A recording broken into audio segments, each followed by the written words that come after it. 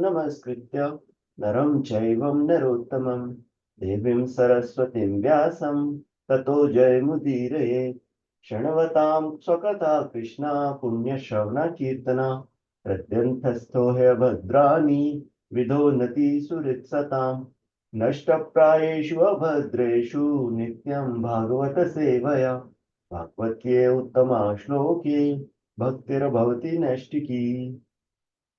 So today we will talk about the overview of chapter 33, which is the last chapter in this canto. So in this chapter, we will find out that Lord Kapila has completed all his instructions, and Mother Devahuti, the wife of Kardama Muni, becomes free from all ignorance concerning the devotional service and transcendental knowledge. Also, she is able to see the real identity of her son, and she realizes that even Brahma, who is said to be unborn, is actually born from the lotus flower which grows from your abdomen. That's how he addresses his son. And he says, sorry, she says that you have nothing to do, uh, even though you have nothing to do, you distribute your energies in the interaction of the material modes of nature for the reasons of creation, maintenance, and dissolution of cosmic manifestation. So, in this way, she praises her son by saying various verses. She says, how ironical it is that you were born from my abdomen. But the reality is that in your belly, all the cosmic manifestation lies, multiple universes lies. So, and then you are the same person who at the end of millennium lie down on a leaf of a banyan tree, just like a small baby, licking your toe. So in this way, she is showing her understanding of Lord Kapila, that you are that person, right? When Mahapralaya comes and everything is annihilated, you are found to be as a little baby licking your toe. So in this way, she's acknowledging him, and she's praising him, worshipping him. Lord Kapila becomes very pleased after hearing this, and then he says, "My dear mother, this path of self-realization, which I have already instructed to you, is very easy. You can execute this system without difficulty, and by following it, you shall be liberated very soon, even within your own present body." So he this is what he assures her, and after that he asks her permission to leave. That mother, my mission is fulfilled. Now I would like to leave, so please give me your permission. And even though Devahuti, Mother Devahuti is, uh, she feels a lot of pain from separation, but she tells him, yes, you can go. And this way, Lord Kapila Dev leaves the ashram of his father, Kardama Muni.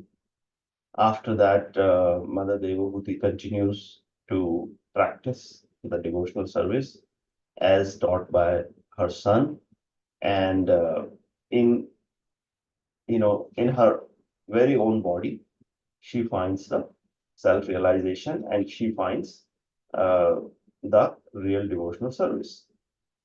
So that's roughly the overview we will see in the chapter.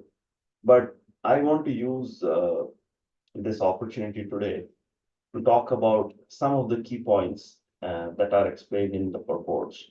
So the purports are still going to be explaining, the Siddhanta of devotional service that Kapila Muni gave. And the three Siddhantas or principles are Sambandha, Abhideya, and Prayojana. So Sambandha means relationship, right? So Krishna is there. So he is the Supreme Personality of Godhead, and we are also here. So what is our relationship with Krishna? It's very important to know. If there is no relationship, then there is not going to be any exchange of love or anything between us. So, so we need to think about it, that can there be any relationship between people who are not related to each other? Can you love somebody whom you do not know or you have never seen or never heard of, right? So, in order to develop the relationship, we need to develop the sambandha, right? So, we need to understand who is Krishna, uh, what is our identity. So, when we realize that we are part and parcel of Krishna, Krishna is our master and we are the servant. So, we understand, what is the relationship, what is the nature of relationship, right? And then we will understand that we have to execute service, because a master, between a relationship between a master and servant, there has to be service, right? It is established to service this relationship. When the servant serves the master, then he becomes uh, situated in his rightful position. If the servant does not want to serve the master, then there cannot be any relationship. So abhideya means developing that relationship, and that is devotional service, right? Now, somebody may ask, why should the servant serve the master, right? What is the prayojana? Prayojana means what is the intention, what is the need. So the first consideration actually is, so let's say I'm working for somebody and he gives me salary, right? So because he pays me salary, I need to serve them, right? At least for 40 hours a week or whatever the agreed upon number is between us, right? So same way, isn't Krishna paying us all a salary if we think about it? Is he not giving us the food? Is he not providing water? How does sun come every day and shines? That's why food grains are growing, vegetables are growing. Is he not, is the rain not happening? I mean, yesterday only we got rain, at least in Chandler. It rained, I don't know about other places. So we have rain coming, and that provides the sustenance. So water is the basis, right? So if there is no water, there will be no vegetation and we will not be able to survive. So then there is oxygen, right, that we breathe, and the plants also need uh, uh, to do for their growth. So all this is provided by Krishna, right? So this is the gratitude we should have, right? And uh, we all want to be happy, right? We all want to be joyful. So the prayojana of our relationship, the intention is to get happiness, ananda, right? So the ultimate consideration of prayojana is I want to be happy. That's why I want to have this relationship. So this is very scientific, right? This philosophy is actually establishing these facts that is mentioned by Kapila Dev. So he mentioned pure devotional service, right? But he actually propounded this philosophy of Sankhya philosophy. So what is Sankhya philosophy? I know we have all studied greatly, but I'll just summarize a little bit. So Sankhya word literally means number, right? In Hindi and Sanskrit, Sankhya means number. So basically, he is explaining uh, this philosophy using an analytical study, right? Analyzing through the numbers. So Sankhya philosophy considers that there is matter and we are seeing so many different type of matter. So they are classified in 5 categories. Panch Mahabhuta. Bhuta means matter. Panch means 5. So 5 types of matter: earth, water, fire, air, and ether, right? And then our body has 5 senses: eyes, ear, nose, touch, and tongue, right? So due to the interaction between the Mahabhuta and Panchindriya, 5 types of objects of the senses are generated. So these are Rupa Rasa, Gandha, smell, Chaiva, Sparsha, touch, and taste, right? So 5 objects of senses that the sense can perceive. So these are generated due to interaction between 5 elements and 5 senses. So this is the principle we need to understand, right? So the sound, for example, enters the ear and we understand, So eyes, perceive something and a form is produced, right? Tongue touches something and taste is produced, right? So this way we can see how this is happening. Now, so 5 times 4 is 20. So this results in 20 elements. And then beyond that, there are 3 subtle elements, right? Mind, intelligence, and false ego. So that makes it 23. Now, there is a substance called Mahatattva, right? That is the sum total of entire universe. So that makes it 24. And then in Sankhya philosophy, the entire material nature is analyzed through these 24 considerations, right? Now, but who is the subject? Who is the observer, right? So we are the observer, and I, as a soul, is observing all this, right?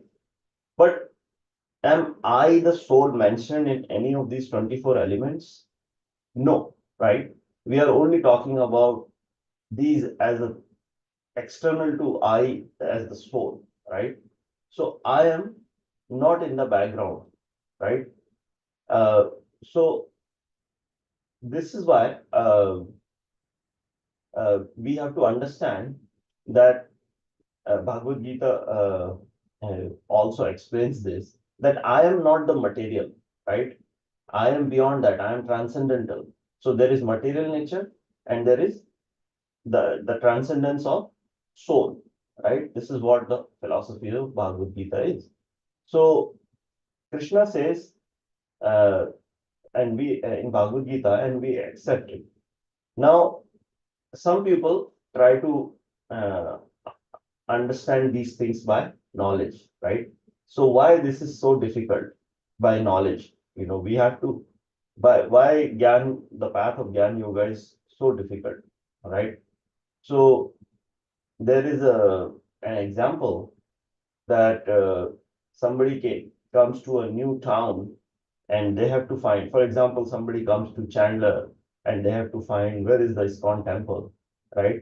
So what they will do is they will either they can find directions given by someone, right? So somebody, or the best would be somebody picks them from airport and brings them to the temple. So that will be the fastest. Then the other way is by using their knowledge. So by their knowledge, they will go and look for each street and each corner in the city of Chandler and try to find the temple. So yes, eventually they will be able to find it, but it is gonna take many, many days to do that. So similarly, that is the path of Jnana Yoga, right? So we can ultimately find God, but it is very cumbersome, very difficult, right? So uh, through this Sankhya philosophy, the spiritual nature has been established. Living, the identity of living entity as spiritual has been also established. And what is our relationship with Supreme Personality of Godhead, that is established. So Kapil Dev gave to his mother pure devotional service. He gave a very clear understanding, right? He's not saying that philosophically, you try to analyze it, right? He said, Mother, you practice this devotional service and then you will understand. So this is some of the key points that I gathered. Please apologize to me if I missed anything. Vancha kalpatrubhyascha krapa